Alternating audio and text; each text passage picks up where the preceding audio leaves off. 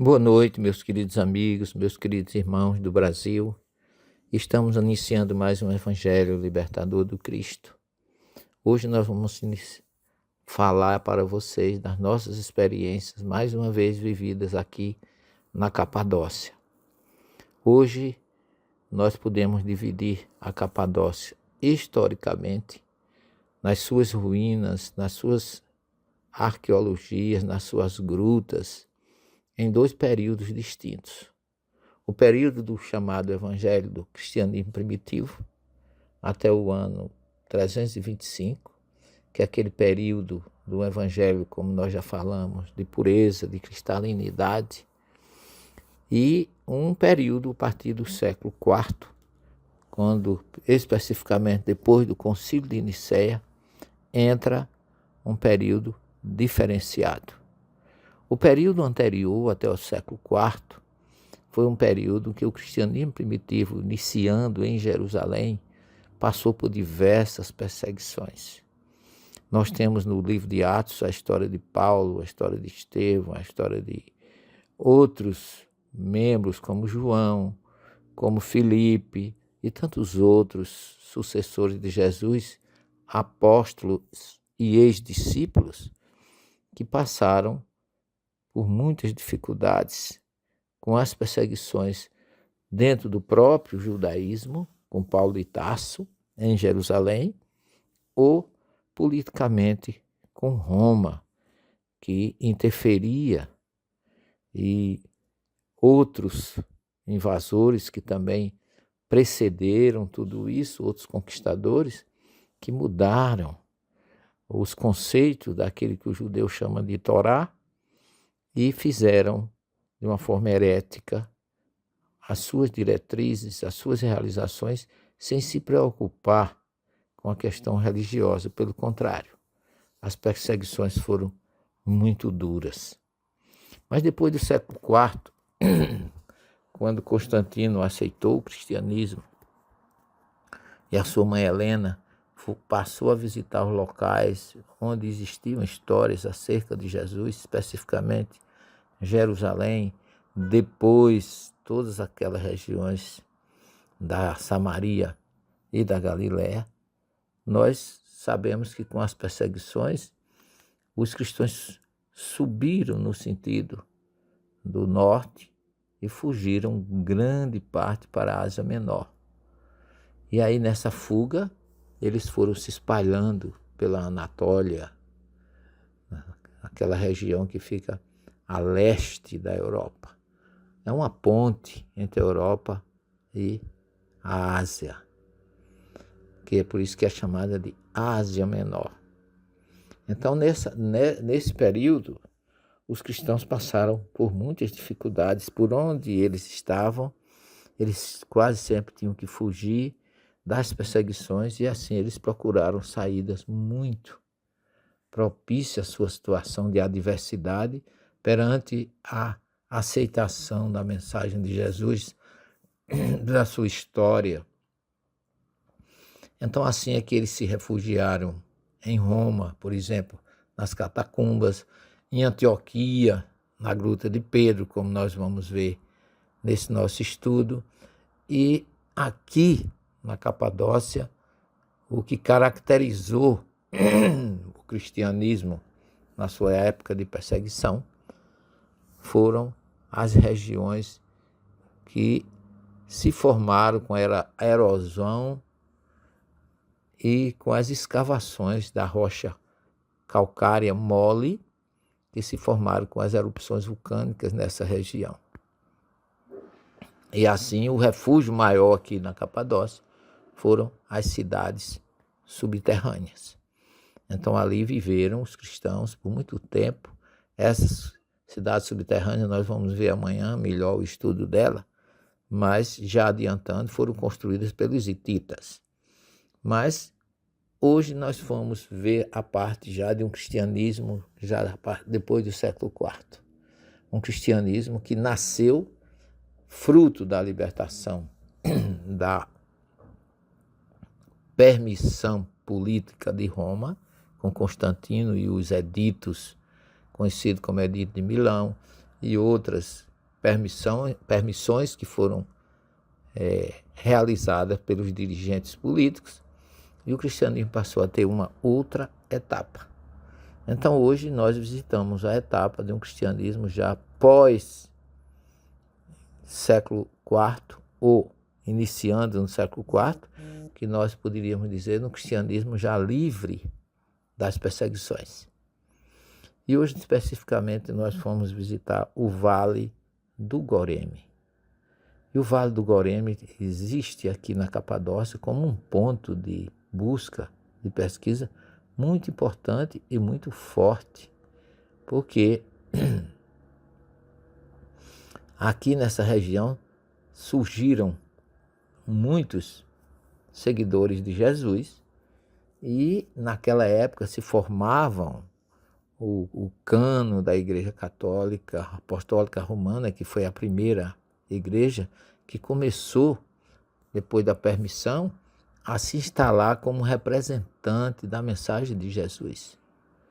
E na Capadócia, especificamente, aqui no Vale do Goreme, nós temos a história de um dos patriarcas muito importante, chamado Basílio de Cesareia. A história de Basílio, que foi um homem que marcou presença aqui nessa região. Ele era filho de família muito abastada, teve muitos irmãos, era irmão de Gregório de Nícia, que foi um dos irmãos dele de muito destaque também aqui. Mas ele nasceu no ano 330, nessa região, e ele também era conhecido como Basílio Grande, porque ele foi realmente alguém que marcou sua presença. Ele foi bispo de Cesareia, na Ásia Menor. Ele defendia firmemente a igreja contra a heresia do arianismo naquela época. E nós sabemos que os cristianismos dos primeiros séculos, os sucessores de Jesus, como Tiago, João, Pedro, eles escreveram, e Judas, 7 cartas apostólicas exatamente trabalhando contra as heresias, mas isso numa época que o cristianismo ainda era perseguido, mas em torno do século I, naquela era chamada cristianismo dos mártires.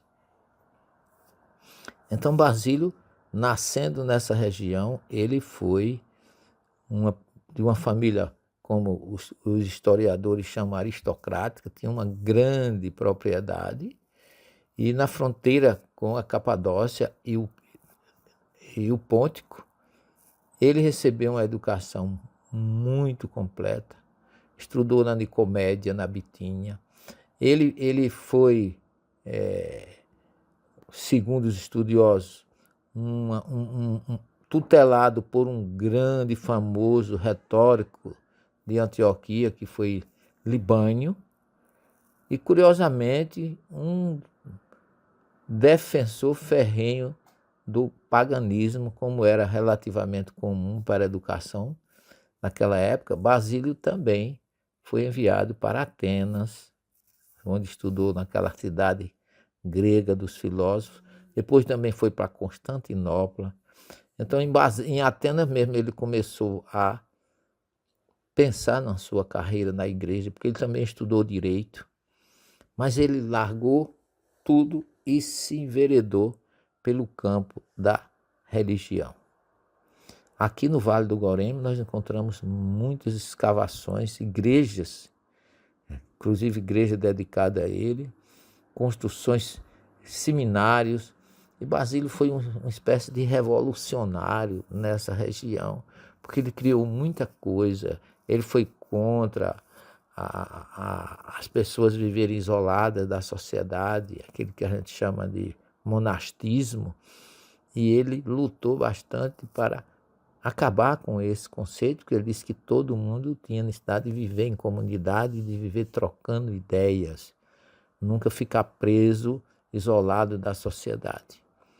E ele, quando ele tomou conhecimento do Evangelho de Jesus, ele vendeu tudo que tinha, deu para os pobres e começou a ser considerado assim alguém muito marcante nesse campo, porque foi ele quem criou, para nós que conhecemos o Espiritismo, a primeira cesta básica, ou seja, a noção de distribuir comida com os pobres, porque ele dizia que não adiantava comer o pão na igreja e deixar os outros com fome. Então ele tinha um amor imenso pelos pobres, que ele defendia ferrenhamente. Ele criou a oração em comunidade, o cântico em comunidade, porque ele foi amigo de Gregório o Grande, e Gregório também criou o chamado cântico gregoriano, e ele ainda foi quem criou a oração em comunidade, como eu já falei, mas também os conhecidos sermões cristãos, porque ele disse que o evangelho não era para ser estudado só pela pessoa e interpretado, ela precisava que ele fosse explicado para as pessoas. Então ele também defendeu aquilo que nós chamamos de exegese. Ele teve uma influência muito grande nesse campo. A gente, quando vem a Capadócia, quando vem a Turquia, a gente descobre a importância desse homem para a igreja católica mesmo, como um dos pais da igreja, para essa região aqui da Capadócia, que ele é um dos patriarcas dessa região, e ele foi, na verdade, um ícone muito importante. Se vocês tivessem a ideia de como as capelas foram pintadas, como eles defenderam aqui nessas regiões no Vale do Goreme, todas as visitas que nós fizemos, desde a primeira igreja, que é chamada Igreja da Fivela, a igreja de Basílio e tantas outras, todas têm pinturas contando a história de Jesus, desde o nascimento até a sua morte e ressurreição. Então é uma riqueza de história fantástica, resgatada por esse povo, por amor a Jesus. E esse homem deixou realmente para nós um legado que particularmente eu sinto que, se a gente for analisar a questão da reencarnação que nós conhecemos, eu sinto que ele foi um dos sucessores no pensamento, no amor, que ele pode ter sido a reencarnação de João o Evangelista, porque ele tinha amor à natureza, amor aos pobres, e ele depois teria, no meu pensamento, voltado com Francisco de Assis no século XIII, com os mesmos pensamentos de João, aqui na Turquia mesmo, nessa região, na Grécia, lá em Patmos, quando recebeu o Apocalipse, e o seu sucessor, um dos grandes discípulos dele, Policarpo de Esmirna, que foi um grande defensor de João e seguidor, ele também fundou uma comunidade em Filocálio, aqui nessa região, hoje chama-se Nefşehir, a cidade, ou Akşehir, desculpe, aqui na Turquia, e Basílio também passou por ali, nas suas influências. Então, há uma coincidência geográfica, uma coincidência espiritual de amor aos pobres, aos doentes, aos sofredores, aqueles que precisam realmente de que você conheça, mas que, sobretudo, você pratique. Em outras palavras, fora da caridade não há salvação. As raízes de tudo isso está na história desse homem que nós vimos hoje, num estudo que foi feito esta manhã e tarde, no Vale do Goreme, aqui na Capadócia, onde a gente registrou e está passando para vocês esse conhecimento das raízes dos sucessores de Jesus aqui na Ásia Menor, onde passou Pedro, onde passou Paulo, Maria, João, e que nós vamos ter uma riqueza de informações nesse sentido para vocês durante todo o nosso estudo aqui nessa região. Amanhã continuaremos, se Deus quiser, com as nossas visitas ainda aqui à Capadócia e trazendo mais informações para vocês sobre a cidade subterrânea e provavelmente sobre Jorge da Capadócia. Que Jesus fique conosco, tenham todos uma boa noite, muita paz e até amanhã, se Deus assim nos permitir.